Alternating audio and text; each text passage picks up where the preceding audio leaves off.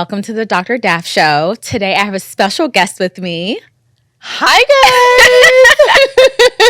guys! Seeing double. Seeing double.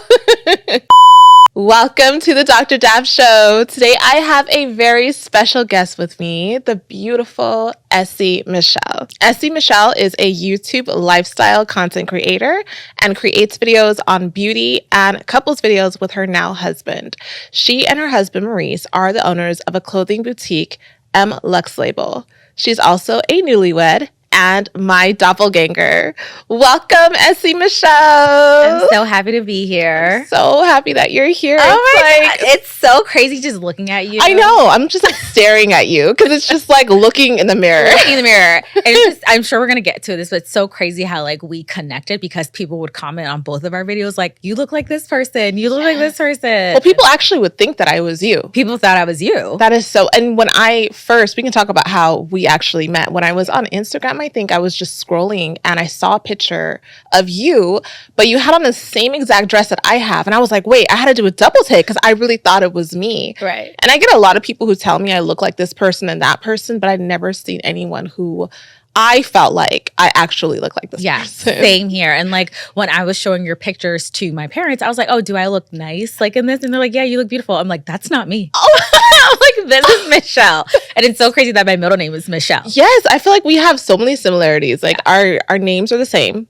We're both from Ghana. We're both YouTubers. Michelle is also a twin. You are an actual twin. I'm an actual twin. Yes. But with a twin brother. So we do not look alike. It's funny because I have a little brother. His name is Adam. And he's 10 years younger. But we look like twins. Oh, really? Yeah, versus me and my actual twin. His name is Adam. That's my son's name. Look at that's so crazy. Like we're so literally crazy. It's so crazy. It's like serendipitous. It is. Yeah. It really is. And we met in LA. We were like, we had to meet. Yeah. So we ended up meeting in LA a few years ago and we went to dinner. I'm going to Crustaceans to have dinner with one of my IG friends that I met on Instagram. And we always call ourselves like the twins, like we're twins because we look alike and we are just like, we just seem like we have like the same vibe, the same personality. She's also Ghanaian. Her middle name is Michelle. It's like, you know, how much better does it really get? Hey guys. Hi. This is my twin. Hey. Isn't she beautiful? She is too. So I'm happy because now you've moved to LA. Moved to LA. So Welcome. I'm officially here so I can actually hang out with Michelle more. So I'm excited to be here. Yes. So welcome. And you are a newlywed. Yes, I am. Congratulations. Thank you. And congrats to you. I remember we were chatting about it. Like, so crazy. So crazy how far we've come, like, and have stayed connected. So, So tell me about your wedding because that was a whole thing, right? Yes.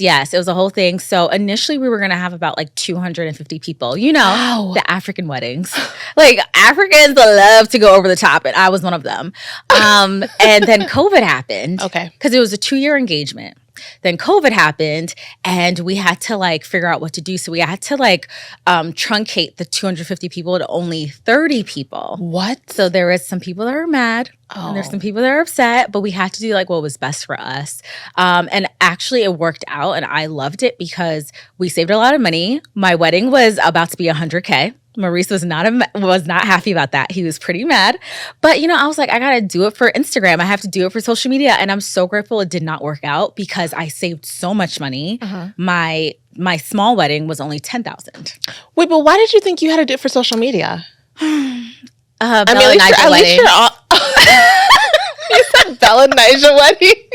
I love how honest you are because most people wouldn't say that, even though they may feel like that. Yeah, no, but you wanted to be on there. Be on there, even though they posted us anyway. I wanted to have those weddings that I saw all the time on there, and I felt like because we were like YouTubers and social media influencers, people were expecting us to have a big wedding. So I thought I had to deliver, but I didn't realize what I was doing to myself, and yeah. So did you go through the entire wedding planning process and you got to the point where you had to cut it down, or you knew pretty early on that it was going to have to get cut down? No, I got through the whole process. Like my wedding was supposed to be in May and it wasn't until the month before that I was like, I have to cut it back. I was adding things on. I wanted people dropping down from the ceiling. I remember. Yes. You wanted like elephant. I wanted elephant shaped things. Listen, yes. I wanted you to come to luxury. But then I was like, okay, I really have to reel it back. but like I said, like not thank God that COVID happened, but for me, it helped me like redirect and refocus and focus on what really matters and the people that really matter than trying to do this big thing for social media. That's so good. Yeah. You're right. That refocus your attention on what was important. Yeah. So you and Maurice were dating for how long before you got married? So we were dating for 10 years before we were dating for 8 years before he proposed and then 10 years before we got married. And I know like a big thing that people would say to us on YouTube is like, oh, he's never going to propose or, oh, he's, social media. But the thing is, we started when we were like babies, like 18. And I don't know if they wanted me to get married at like 20, maybe 22, but like we still had time to grow and we had goals that we wanted to achieve. Like Maurice didn't even graduate college until a couple years after me because he kept on transferring to different schools, trying to figure out his different majors. And when you do those slight changes, it brings you back. Sets you back. Yeah, sets you back. And he wanted to propose like when we were 23, but he wanted to make sure that he had the specific type of ring that he thought I would like. And I told him like, you can get me $1,000 ring. Like I would not even care. But he was like, no. You really wouldn't care? Okay. Of course you're going to care.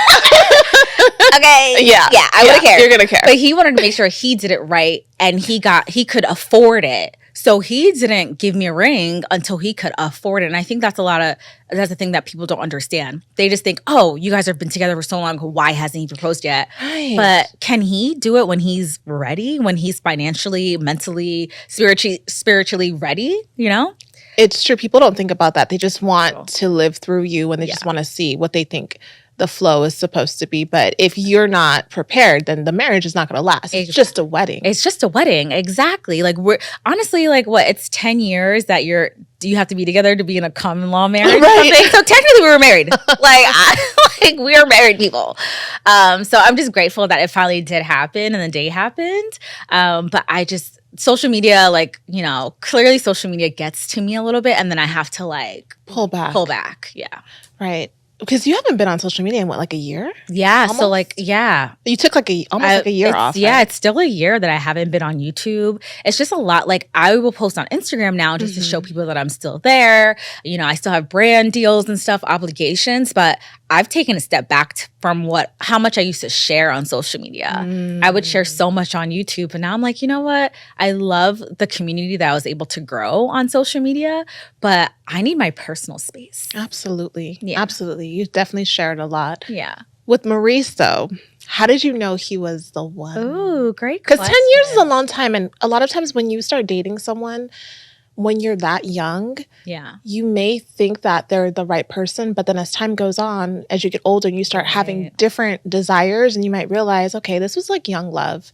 Or even like sometimes you may not even see the person you're dating at like 21 as your husband. Right. But it seemed like you probably kind of already had that locked in. What made you believe that he was the one for you? That's a great question. I think that with me and Maurice, like when I first saw him, when we were like 15, I was like, that is going to be my boyfriend. I knew from day one he was going to be my boyfriend. I didn't think long picture like he was going to be my husband, but when I saw that he was going to be my boyfriend, I put it into existence, right? I spoke on it. And then when we started dating, like I would see him growing in different ways, like so that he could make sure he was like the man for me. So like even with the school situation, like he transferred schools and he was thinking about not completing college, but I literally gave him the ultimatum. I was like, if you do not complete college, we will not be together. And the fact that he like listened to me, he made sure he got himself back into college, like he goes above and beyond for me and just shows me how much he loves me every day. Wow. And I'm like, this is my husband. Like he does everything and anything to make me happy. Like he never wants to see me like sad or upset. And I'm never gonna get that love anywhere else. Like I love him so much and he loves me so much. And I think we have a really great bond because we did grow together and we want to see the best for each other. So it's just like it was really easy for us to get married. Oh, yeah. What do you think made him believe that you were the woman for him? Ooh, great question. I think it's because I never gave up. Like I never gave up in rooting for him and wanting the best for him. So like I think I'm like in his corner in a way that like he probably never had people in his corner before, I see. from like, family and stuff like that. So I think just me showing him like, oh, like I'm going to help you go back to school. I'm going to help you do this. I'm literally going to write your resume for you because I want you to get this job. Like I just would not stop like just assisting in ways that I could assist. So I think he was just like, yeah, this girl loves the hell out of me. So it was just like a mutual just love, like not just me helping him to become the man he is today, but just me showing him my love. Like I'm a gift giver too.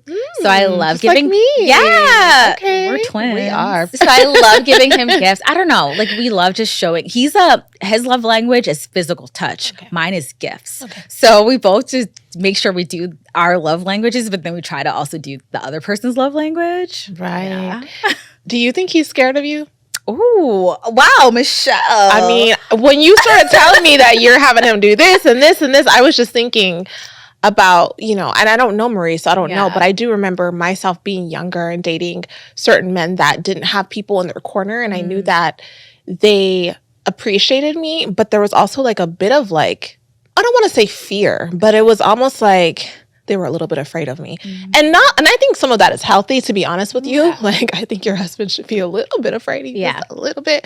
But it was for them, like in my past, it was more than a little bit. It was like, I'm going to pretend like I'm doing everything she wants, and then I'm going to do what I want on the side.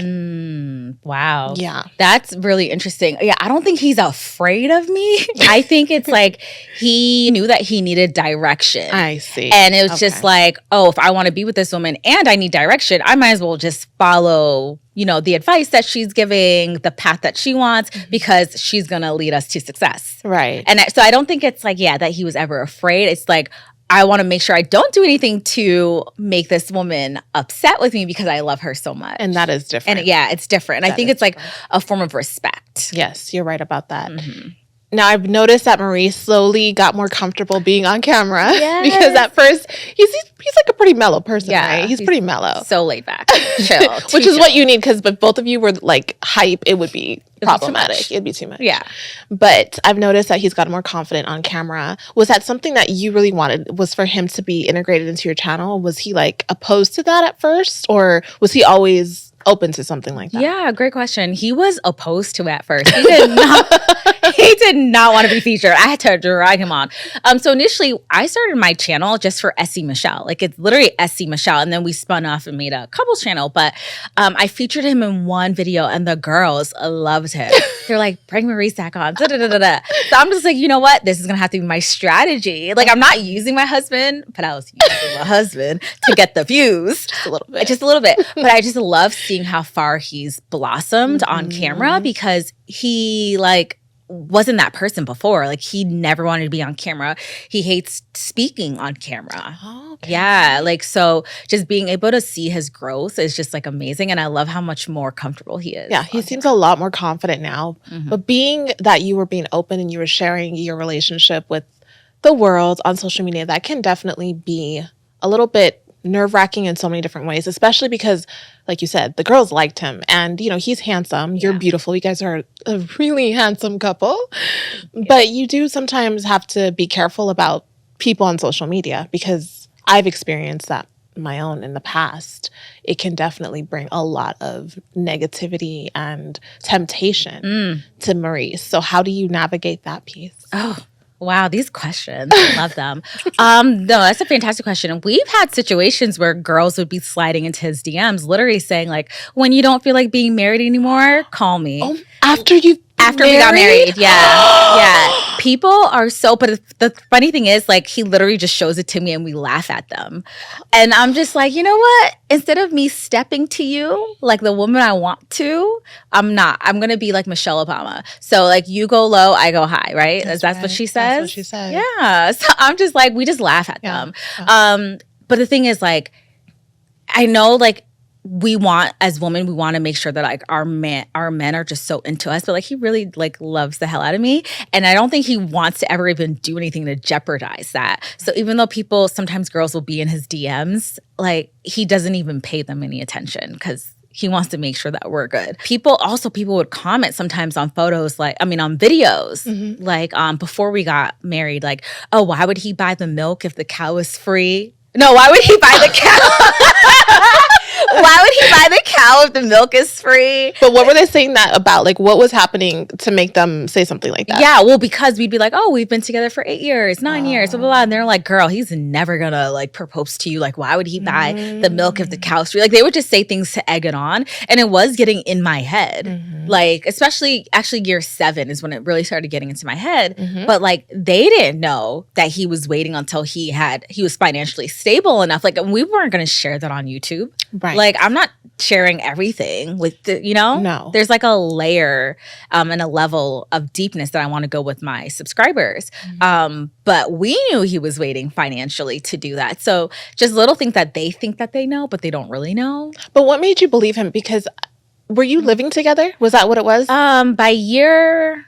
Yeah, when we were together for 5 years, that's when we started living together. Because people definitely, I mean, there is that notion where it's like, you don't necessarily always know that the person won't just one day wake up and say, you know what, it's been fun. Because that happens a lot. Yeah. especially the men who feel like they were brought up into a certain place by another person and now they've gotten their wings and now they're going to fly away, right? And it's like, I did all this. And a lot of women stayed for a long time and then realized that this person wasn't interested in marriage. So what made you believe him? Because I usually tell women not to do that. Yeah.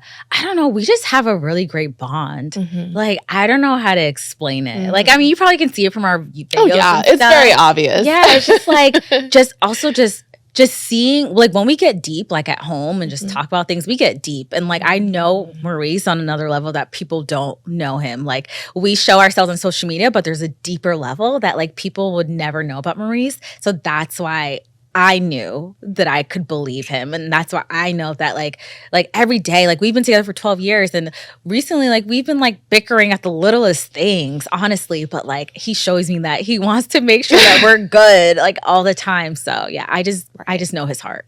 Being together for 12 years is a really long time. So there's a lot of history there. What advice would you give to a person who's been with their partner for that long and there's been situations? It sounds like you've had a pretty smooth relationship, but sometimes there have been people who date and during that time there's like cheating and there's lying and there's things that they've done that person doesn't ever forget, and it just like that history just keeps traveling with them versus someone that you meet and you marry them in a year and it's like there's nothing to really like talk about. What advice would you give to someone who's dealing with that? Yeah, another great question. So I am a person that like cheating is, that's it. If you cheat, I'm out. And Maurice knows that. So I don't think he's scared of me, but like he knows that. Hey, he has to have like ultimatums in a sense because I'm out. So I think like just knowing the type of person I am, and I don't know like the people that are watching, but like if you are going to be constantly bringing that back up, bringing up the hurt, bringing back the lies and the pain, then you might have to let it go because you'll never be fully happy. You'll never be able to break down those walls. And I know me as a person, like I would never be able to be fully happy. So that would be my advice to someone that's going through that. Like it might be time for you to spread your wings and maybe explore something new because you'll never be truly happy. You're always going to be thinking about that. You're right. Being married now, being a newlywed, you're in a different place. Yeah. Have you changed or have you seen him change now that you've been married? Wow. We actually had a conversation like this like last week. Really? Like, yeah. I think now our minds and our goals have kind of shifted. Now we have to start thinking about kids. We have to make sure that our finances are in a great place because we have to prepare for our house and kids and things like that. So the way we look at life is a bit different. And then we also want to have fun while we're doing it. We don't want to just like be buckled down just thinking about like the next goal. We also want to live in the present moment. And I think for me, that's changed a lot. Before I'm like, I need to get to the next goal, the next goal, the next goal. And I wouldn't think about living in my present. So now that's something that we're trying to actively do to like live in the present moment and be grateful. Like just moving to LA, like we never would have thought we would move out here. I never would have thought. I know. I told you I was never going to move out here. But just being present, like, wow, like we live here now. We get to do this and hang out with our friends and meet new people. Like, it's just such an amazing experience that like we're trying to live in. That's so nice. Do you have other married couple friends that you spend time with? Not married, but Okay. relationships. Okay. Yeah. I think we should definitely do something together Let's do because I do think it matters in terms of being married and people who are in relationships. It's just different. There's certain things that once you're married, the stakes are a lot higher. Sometimes, let's say you're talking to one of your friends who is not married. They may be in a relationship and they give you advice and they tell you, girl, don't tolerate that. Don't do that. And you do it. You have to realize like you are married. This is a different ball game. Like you can't just take advice from anyone. Right. You really do need to be careful. And other people who are married understand that level of not being able to just do whatever you want and think that it's going to be okay. Like you can kind of do in a relationship. Yeah, very true. And one thing with our relationship too is we don't chat about our problems with our friends. You shouldn't. We don't. We just keep it with each other. Our friends think that we're happy-go-lucky, which we are, but we never chat with our friends because, that's a big thing. But, for me personally, I had to shift because before I was married, I used to chat with my friends. And then I started having friends who were getting married and they were talking to me about their husbands and they were doing pretty much only complaining. Yeah. And once I started hearing that, I thought to myself, you know what? When I get married, I'm not telling anyone anything. Like I'll talk to God and I'll talk to him. Yeah. But it's not just a trust issue. It's just more of like just protecting. Exactly. Because you don't want them to be like, oh, forget him and have all these negative, negative thoughts about your partner, your husband. You want them to think positively of them. So like if you're going to hear something about me and Maurice, it's going to be positive. And people don't forget either. So it's like, even if I know something about someone else's husband or my husband tells me something about someone else, it's like when I see that person, I'm going to remember, oh, I know what your husband was up to. I just can't look at them the same. And I don't want people to not look at me or know my personal business within my marriage. Yes. So that's a big one. Yeah. So we definitely should hang out regardless. Let's do it. Now that you are married, you said that there has been some changes in the two of you. What would you say to a woman who has a husband who has changed drastically since they got married and now he's like disgusted with them? Like, let me just give you an example. Let's say she got married and she started getting into health and maybe became a vegan or maybe started working out a lot and her husband's eating cheeseburgers every day. He's gaining so much weight. Now he doesn't care about what he looks like. He doesn't shower. And she's like genuinely disgusted with him. And let's say she brings it up to him and he just doesn't care. It's like, we're married. Deal with it. Yeah. What would you say to a woman that's dealing with something like that? Well, one, like I feel like you should want to be attractive to your partner, your spouse. So like for a woman dealing with that, I would maybe pose it and pitch it as like, oh, we need to be healthy and we need to be, I would say we a lot. I wouldn't say like you need to be going to the gym and you need to stop eating that junk food. I would say we and pose it as like a couples thing that we're doing together for our health. And then like for me personally, with Maurice, he's the gym freak. I just started getting into the gym, but it's because like we need to make sure we're fit for when we want to have kids. And like I want to make sure that like I bounce back when I have kids. So like I would just pitch it to a woman by saying like, make sure you make it like a collective thing, not just pointing fingers at your husband that he's not doing X, Y, and Z. Definitely let him know like how you feel. Because like you want your partner to be attractive still, and you want your partner to be attracted to you. It should be a two-way street. It shouldn't be like, oh, we're married, so now I can chill. Right. Every day you should be still dating. You should be still courting. Like that's how your relationship is still going to grow and continue. So definitely speak up, and then also make it like a we thing. Now it's very obvious that you and Maurice are friends. You have a real friendship in your relationship, in your marriage. How does one become friends with their husband? Yeah. We are like best friends. I know. Yeah.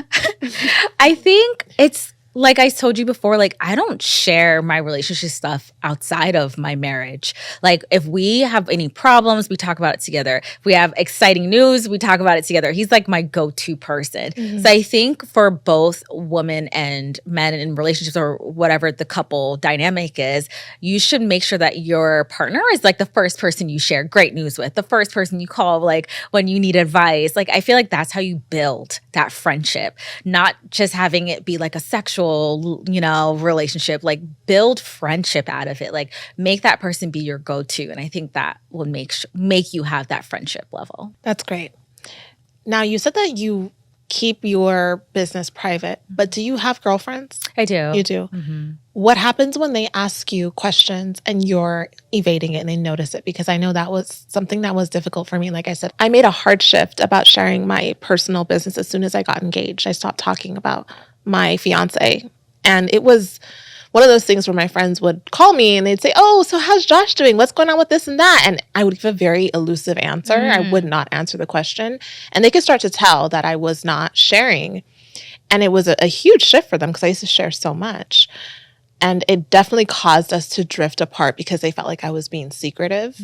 But I just wanted to be protective of that. Yeah, for sure. What do you do when you are trying to protect that, but your friends are asking you questions?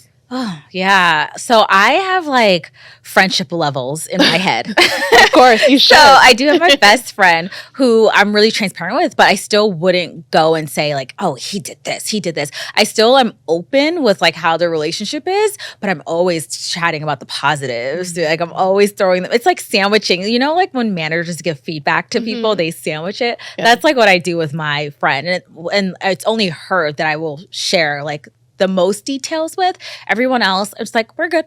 Like we're fine. Like you see what we do on Instagram and YouTube. That's how we are, and that's how you should see it. But like my best friend Simone, like she's the only person that I would actually probably go a little bit deeper with. But she's known us since we first got together. Like she was telling me like how she felt when we were 18. Yeah. So like she knows our growth.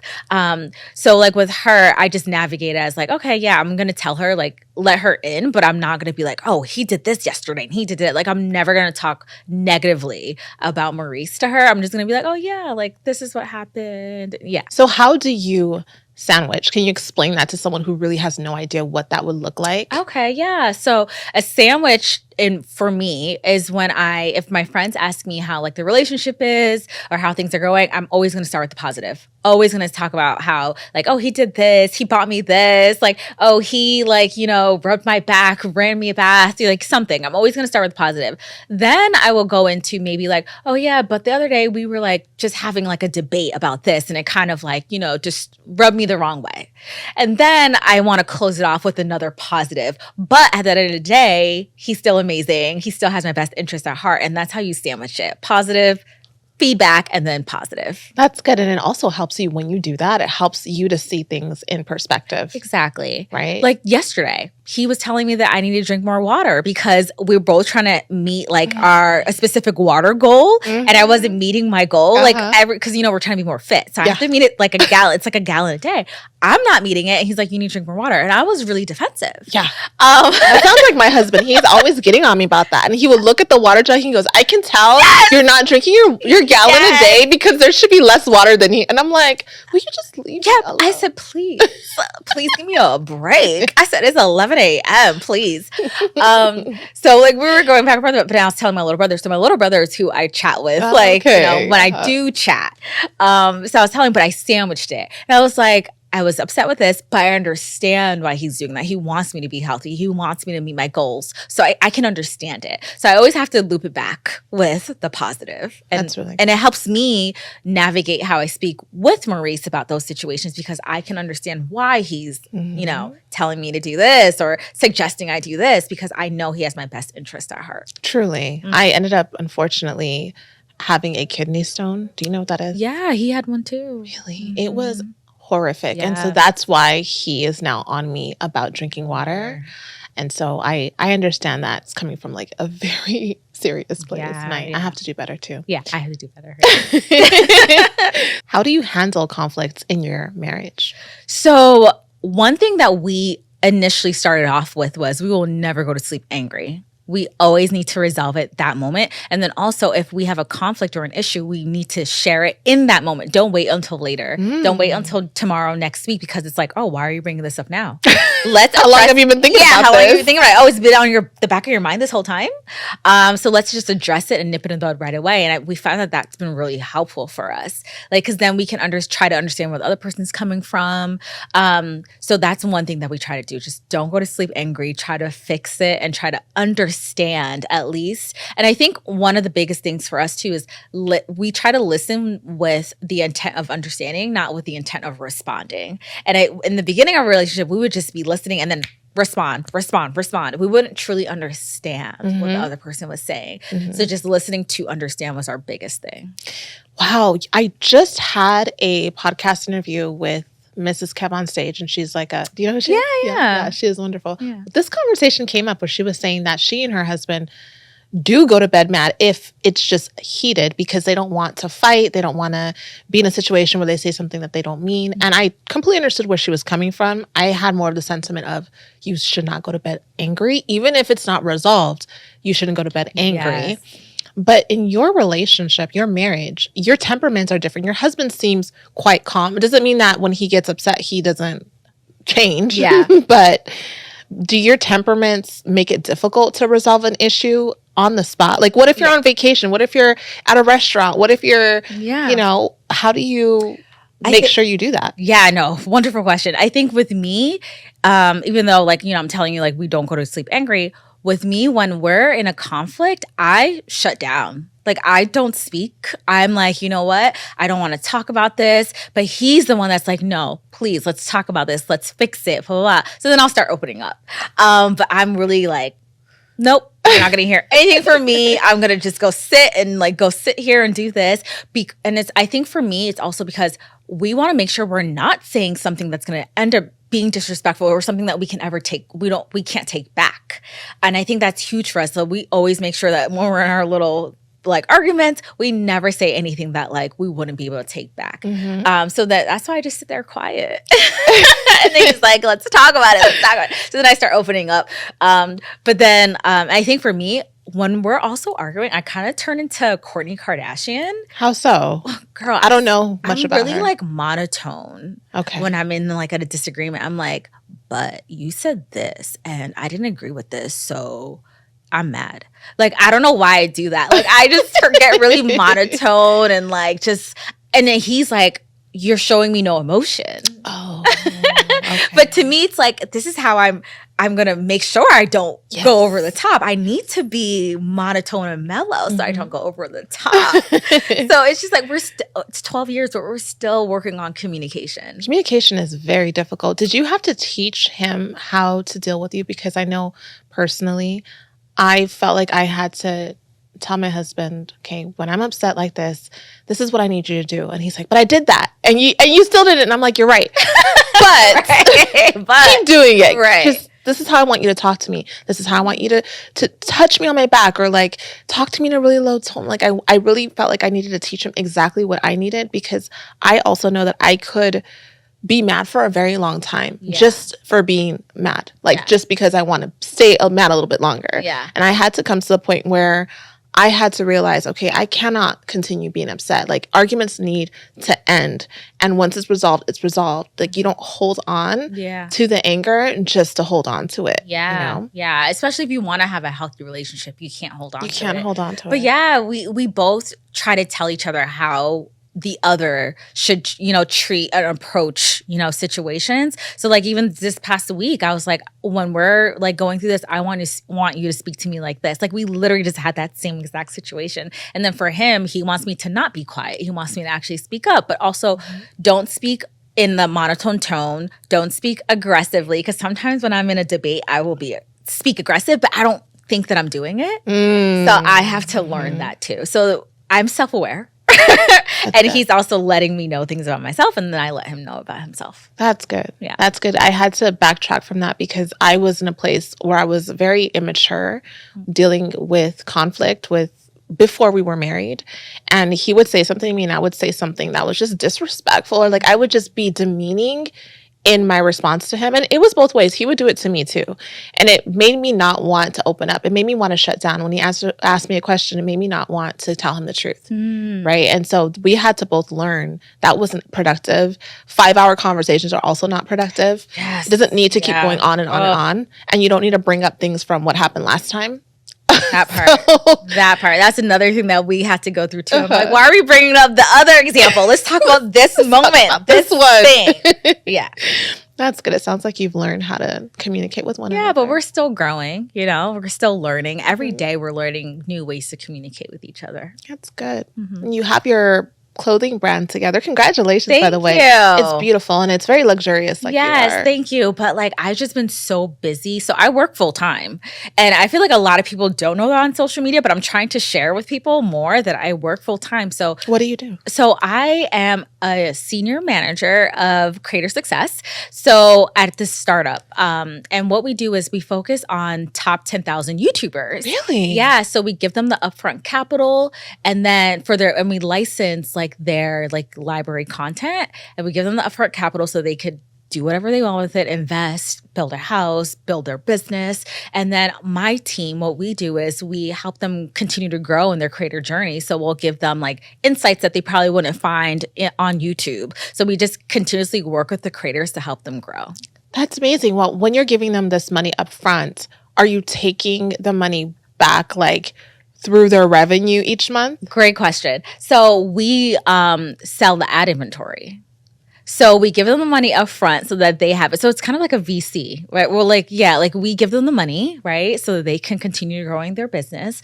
But then also we sell the ad inventory. So say a brand wants to put an ad on your video, we sell that inventory. Wow, that's really cool. Yeah, it's That really is cool. really cool. So that we're able to like, you know, maybe set the pricing, or we're able to actually tell the brand. So say like, Pepsi wanted to run an ad on your video. If you go into YouTube's ad inventory right now, Pepsi can't pick like, oh, let me put an ad on Michelle's video. They can't do that. But we can be like, oh, you want to put an ad on Michelle's video? We can do that for you.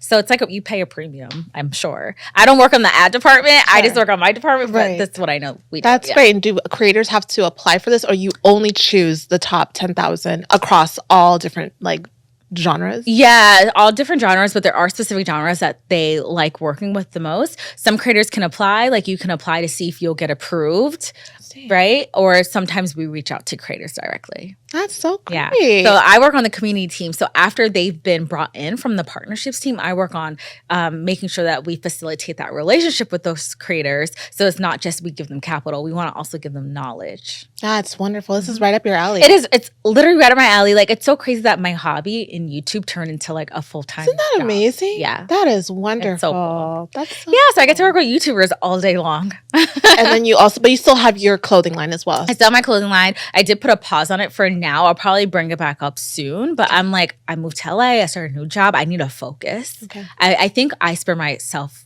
like apart too much. Too thin. thin. Okay. Mhm. I see. So Essie, do you love fragrance? I do. You do? Yes. What kind of smells do you normally Okay, so wear? I love floral scents. Okay. And I love so I have this Louis Vuitton perfume. Which one?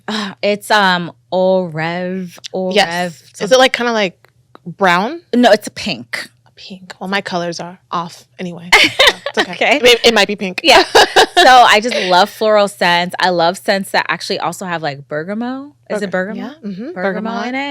Bergamot. Thank you. And sandalwood. Oh, sandalwood is good. Mm-hmm. Well, I have a fragrance line Yes, I know. called Fine Forever. Yes. And I have Congratulations. fragrances. Thank you. I have some fragrances for you. And our debut fragrance has bergamot in it. Oh, beautiful packaging. Thank you. This fragrance is $29.11. Oh my And this was our God. debut fragrance. This is beautiful. I can't. And the packaging, like 10 out of 10. Thank Okay. you. Is it just a twister? Okay. Let me spray my. Oops.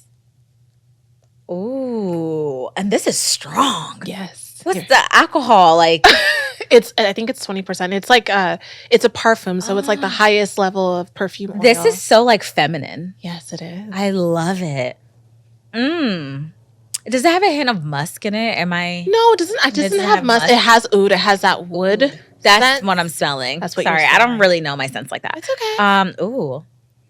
Ooh, this is, and I feel like this would be great, like even just to like wear myself or even layer, because you know how sometimes people layer their perfumes. This is actually a really good one to layer. A lot of people have layered with it and they love it. and it feels like it's gonna stay on all day. And when you wake up in the morning, Yeah. even if you take a shower. Oh, I love that. So I have this Burberry perfume. It does not stay. Oh, really? It does not stay on. That's also a disappointment when you Yeah. buy fragrance, it doesn't stay on. It's Girl, I'm about to use this today.